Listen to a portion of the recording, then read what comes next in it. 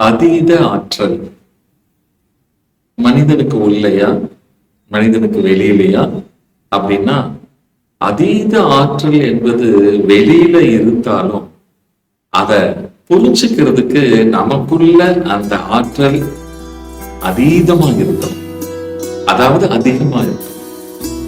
நம்முடைய உள் ஆற்றல் அல்லது மன ஆற்றல், அறிவாற்றல் அல்லது ஆத்மா ஆற்றல், இது எந்த அளவுக்கு நாம உள்ள அதிகமா சேர்த்து வைக்கிறோமோ அந்த அளவுக்கு நம்மால வெளி உலகத்தோட, வெளி பிரச்சனையோட, அது எவ்வளவு ஆற்றல் வாய்ந்ததாக இருந்தாலும் அதை நாம் சமாளிக்க முடியும், சந்திக்க முடியும், சாதிக்க முடியும், ஏன் ஜெயிச்சு கூட காட்ட முடியும். அதனால உண்மையான ஆற்றல் உங்களுடைய உள் ஆற்றல், அதை வளர்த்துக்கங்க.